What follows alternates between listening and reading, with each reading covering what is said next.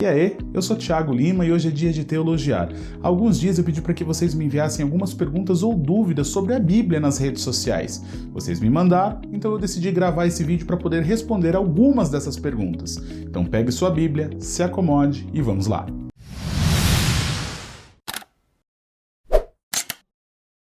Pergunta enviada por Ezequiel Machado. O dízimo sempre foi alimento? Por que é pedido tanto dinheiro hoje? Ezequiel, a moeda na forma metálica só foi inventada no século 7 a.C., ou seja, até lá o comércio era feito na base do escambo, a troca de mercadorias.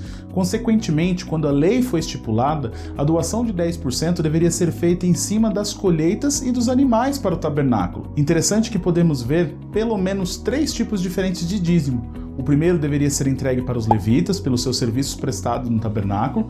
O segundo dízimo no uso do templo e das suas festas, e consequentemente para o consumo naqueles dias. E o terceiro dízimo seria para os pobres da terra. Ao terceiro ano ele deveria ser separado e guardado localmente dentro de cada cidade para ser consumido pelos levitas, pelos pobres, pelos estrangeiros, pelos órfãos e pelas viúvas. No Novo Testamento, por outro lado, já vemos os dízimos e as ofertas sendo dados de formas diferentes, tanto em alimentos, como descrito em Mateus 23, por exemplo, quanto em dinheiro, como descrito em Lucas 21, de 1 a 4. O que gera mais discussão, no entanto, é a questão do valor que deve ser doado. 10%? Mais? Menos? Bem, ao considerarmos as escrituras como um todo, vemos que toda essa questão gira em torno da necessidade de suprimento que seria oferecido para todo o sistema religioso da época. Como no Novo Testamento não tem nenhum indício de que essa porcentagem foi modificada, podemos adotá-la como um referencial atual. Mas quer saber? Paulo diz que as doações devem ser feitas de acordo com a prosperidade de cada um. Cada um contribua segundo tiver proposto no coração, não com tristeza ou por necessidade, porque Deus ama quem dá com alegria. Logo, se nós entendemos que 100% do que eu tenho pertence ao Senhor, eu não terei problema nenhum em devolver uma parte disso para que a sua obra prospere na terra. E as nossas igrejas locais, elas necessitam de manutenção, elas têm gastos. E se a sua igreja, por exemplo, tem um pastor trabalhando integralmente, ele precisa ser sustentado. Você também perguntou por que é pedido tanto dinheiro hoje.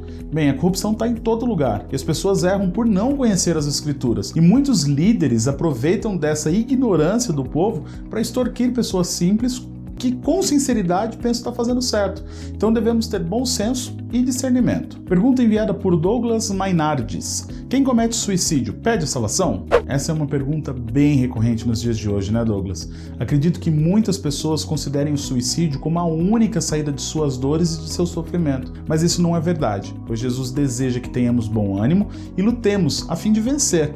Mas aí fica a pergunta, e aqueles que já desistiram, onde estão? Bem, vamos tratar somente do cristão aqui, aquele que recebeu Cristo através da fé e confiou nele como o único e suficiente salvador de suas almas, aqueles que nasceram de novo e foram feitos novas criaturas, filhos de Deus. Vamos falar somente daqueles que foram resgatados pelo sangue precioso de Jesus Cristo, que se entregou como nosso substituto, daqueles que foram justificados diante do Pai pela fé, daqueles que receberam a promessa de ter a vida eterna através de Cristo, daqueles de quem Jesus disse: eu lhes dou a vida eterna, jamais perecerão, e ninguém as arrebatará da minha mão. Aquilo que o Pai me deu é muito maior que tudo, e da mão do Pai ninguém pode arrebatar. Daquele que o apóstolo Paulo também afirma, porque eu estou bem certo de que nem a morte, nem a vida, nem os anjos, nem os principados, nem as coisas do presente, nem do porvir, nem os poderes, nem a altura, nem a profundidade, nem qualquer outra criatura poderá separar-nos do amor de Deus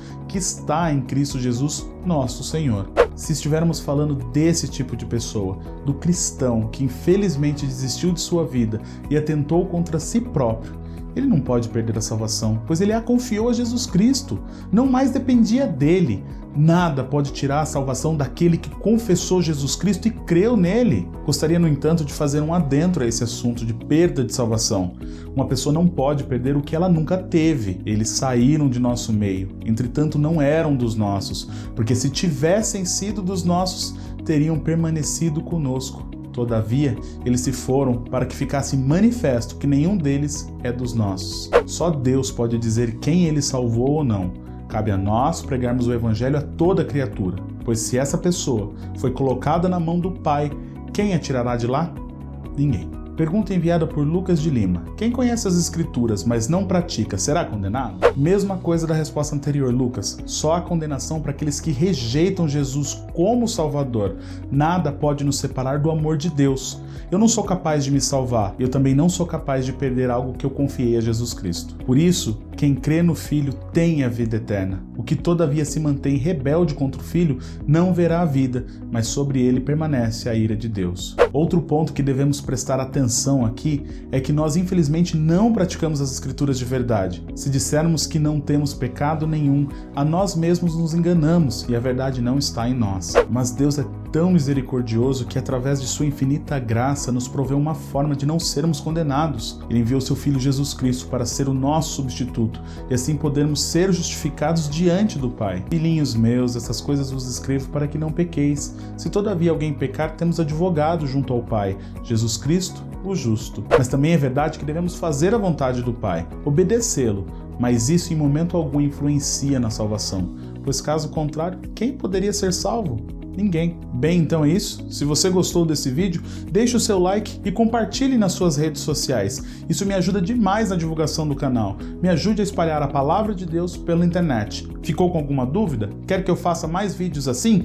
Comente embaixo com a hashtag RespondeMaisTiago para eu saber se foi útil ou não esse vídeo para você. Que Deus te abençoe e até o próximo.